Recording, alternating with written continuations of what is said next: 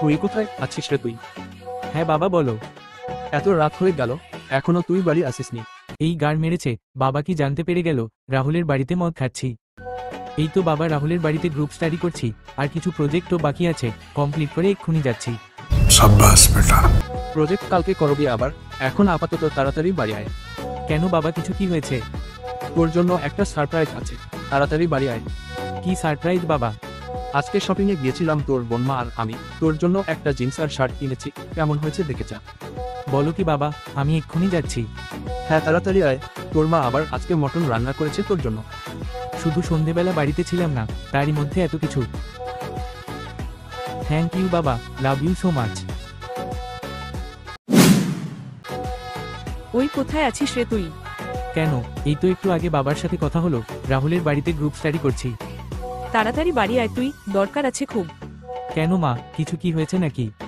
কেন, তোর বাবা তোকে কিছু বলেনি?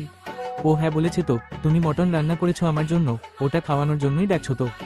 হ্যাঁ ওটাই করেছি, বাড়ি আয় তাড়াতাড়ি। আচ্ছা মা, তোমরা এত ভালো কবে থেকে হলে, আমাকে না জানিয়ে আমার জন্য শপিংও করে নিয়ে চলে এলে। শপিং? আমি তো কোনো শপিং এ যাইনি। তাহলে বাবা এই মাত্র বলল সন্ধেবেলা তুমি মা আর বোন শপিংয়ে গিয়েছিলে, আমার জন্য জিন্স শার্ট এনেছো। ও হ্যাঁ, আমি তো ভুলেই গিয়েছিলাম, তাড়াতাড়ি বাড়ি আয় তুই। ও সত্যি মা, তুমি না পারো বটে, ওই জন্যই বলি ওষুধগুলো ঠিক করে খাও। হ্যাঁ বাড়ি আয় তুই। হ্যাঁ যাচ্ছি মা। ওই দাদা কোথায় আছিস তুই? কি ব্যাপার, তুইও জিজ্ঞাসা করছিস কেন? বাবা মার সাথে একা একাই শপিংয়ে চলে গেলি বল, আমাকে না জানিয়ে? আমরা কেউ শপিং এ যাইনি।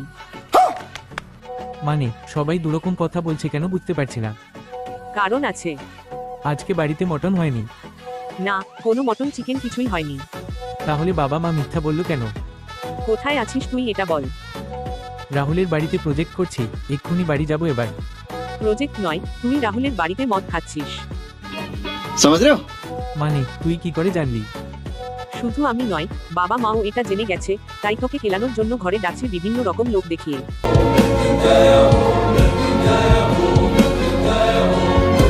কিন্তু ওরা কি করে জানলো? রাহুলের মা তোদেরকে মদ খেতে দেখে নিয়েছে, তারপর বাবাকে ফোন করে সব বলেও দিয়েছে।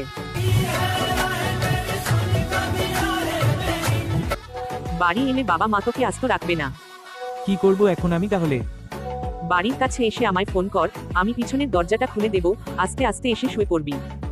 একটু পর হয়তো ঘুমিয়ে পড়বে ওরা, তুই না এলে, আর কাল সকালে মুখ দিয়ে তো গ্যাস কেটে যাবে, তখন বাবা জিজ্ঞাসা করলে বলবি কোনো প্রুফ তো নেই, রাহুলের মা মিথ্যা করে বলেছে। গুড আইডিয়া, থ্যাংক ইউ বোন। दारू बदनाम करती, नाम करती ताने ना तेरे यहाँ दे कारे।